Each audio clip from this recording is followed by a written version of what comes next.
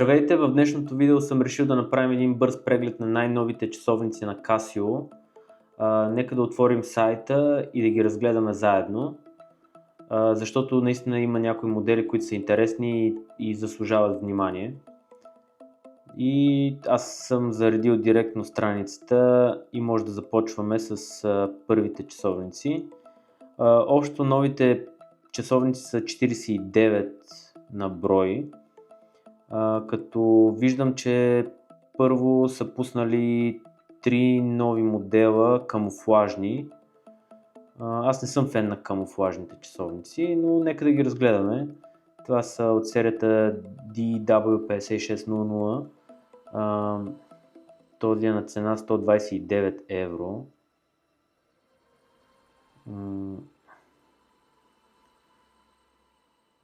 Не е лош часовник, но просто не се кефа на камуфлажни часовници. Но като цяло е готин. Нищо особено. Продължаваме на следващия. Няма да ги разглеждаме всичките.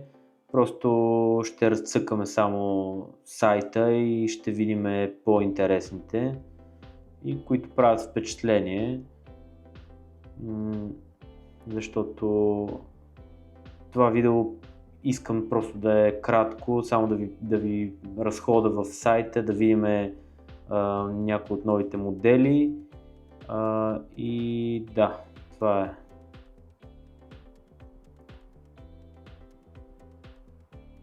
Този златен също не ми хареса. Той пак е с камуфлаж, само че отгоре е целият в злато. Иначе каишката е камуфлажна. Това е интересно. Заложили са на много камуфлажни часовници. Тук ми направи впечатление този. Този е произведен в Япония и е вдъхновен от японските фенери.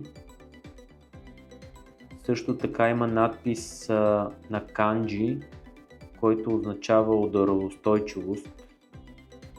Ето тук отзад също е изобразен на фенера, японския фенер и е доста интересен.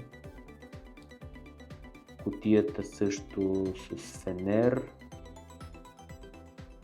Като цяло готин часовник, само че червен, което също не ми харесва, не бих си го купил. Но ето, произведен в Япония, интересен нов модел. Има го и в още един вариант, в още една серия. Това е серията 6900, 169 евро. Абсолютно същия. Така, прескачаме, скачаме напред и отиваме към Mudmaster.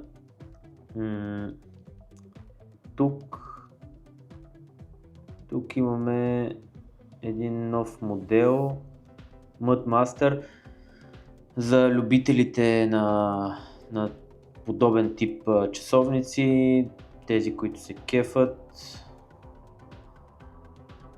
Може би ще го харесат, но и тук казвам по-скоро не се кефа. И толкова много копчета, толкова много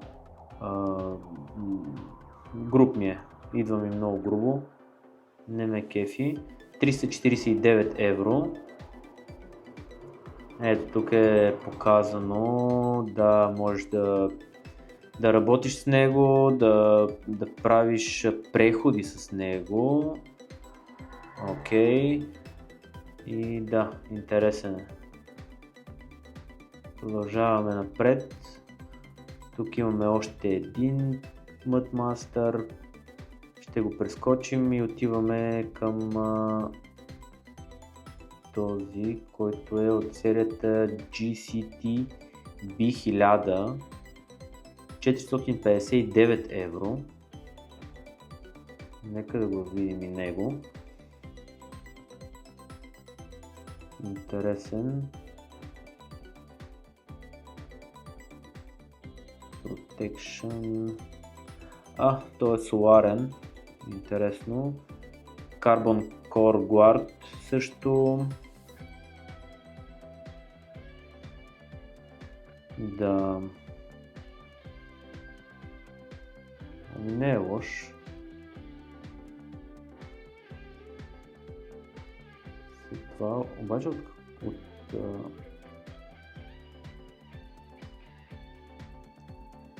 също се връзва се естествено с Bluetooth, повечето са с Bluetooth.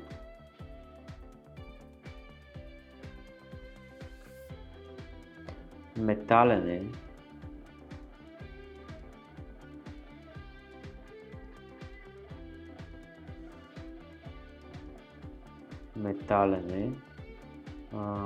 Така, прескачаме, отиваме към този, който е Rangeman.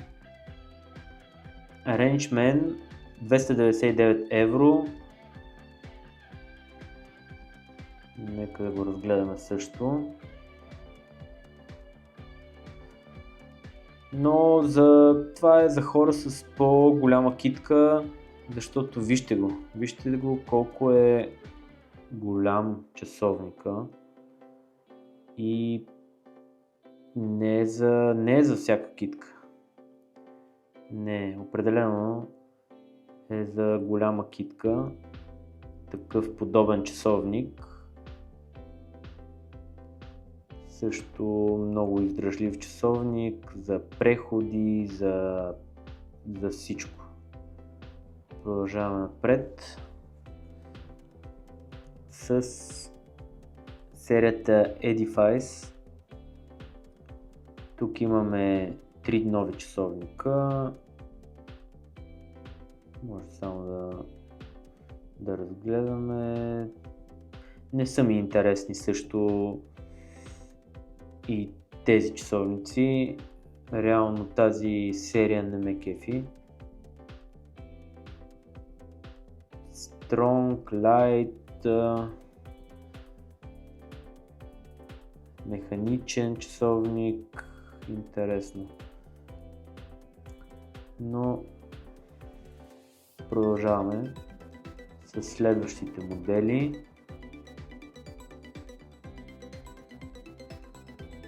Те също са от Edifice, не са значи 3 модела, а са общо са 6 модела, 7 нови модела на Edifice. След това отиваме на Casio Timeless Collection 89,90.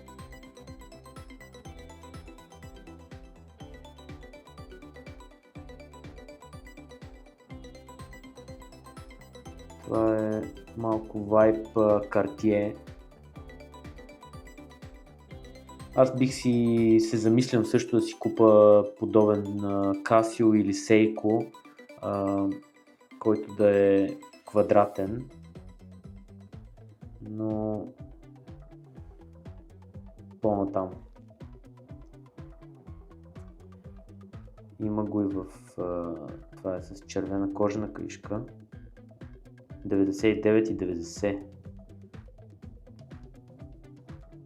Да, кожена кришка. 24 грама.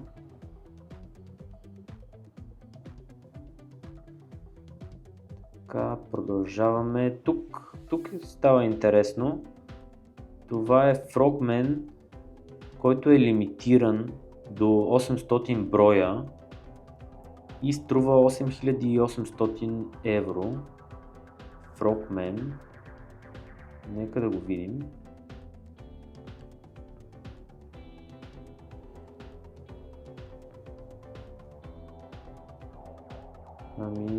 Брутален часовник. Гърбът е много интересен.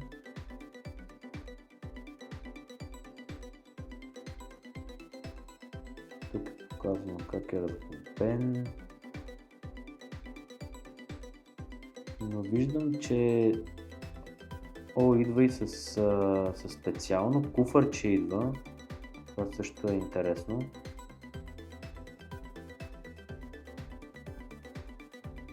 Супер.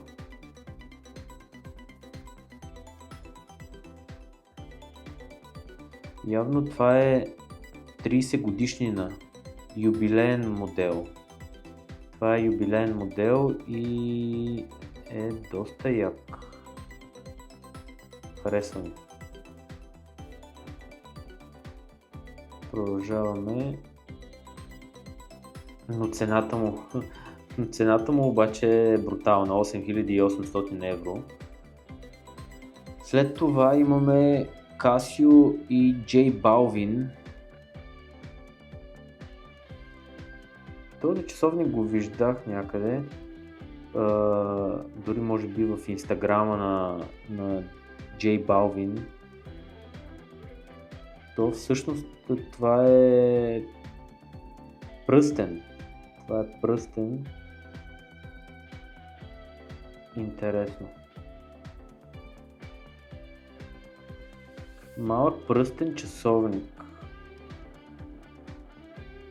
Окей. J Balvin 199 евро.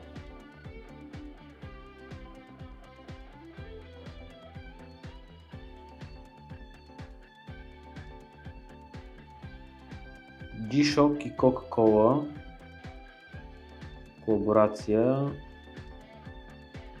179 евро. Това е серията GA2100.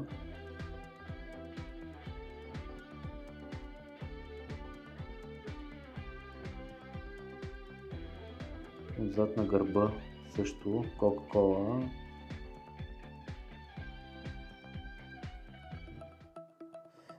Отпред също е яко с бутилката, която показва дните от седмицата. Това е интересен детайл.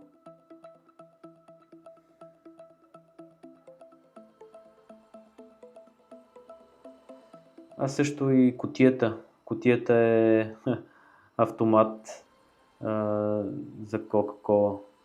Това е интересно.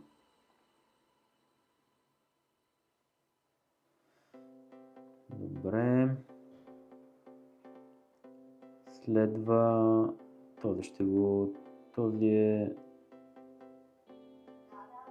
GBX H5600 серия. Малко са останали. Пише, че са се продали, но има останали малко бройки.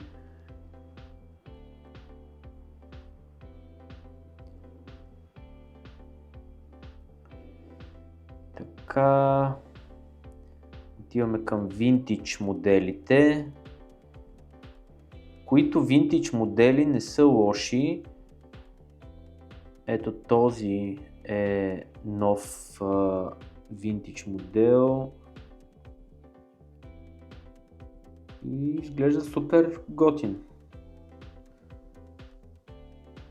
Аз все още нямам нито един винтидж модел на Casio и мисля да си купя, обмислям някой от винтидж моделите на Casio за напред да се здобия.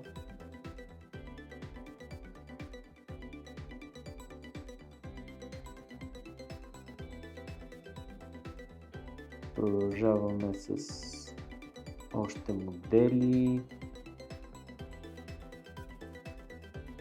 и стигаме до този напълно много шантав странен модел, който е продаден, който е разпродаден по-точно. 99,90 часовник за сауна на Casio. Това е супер интересно, бих казал. Часовник за сауна, който е разпродаден.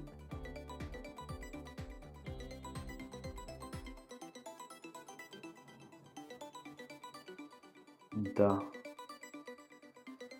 Ами, всъщност, имаме ли още нови модели? Да, продължават. Да, това е края по-точно. Тук е вече Baby G. И добре, може да обърнем внимание на ето този модел. Те са пуснали много разцветки. Това са бял, черен, син, светло син, зелен.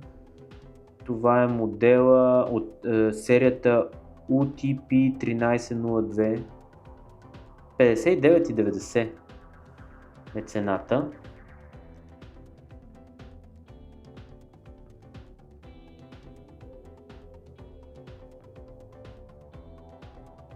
И това бяха общо взето новите модели. И с това завършва днешния клип. Благодаря ви, че гледахте. Чао и до следващия път.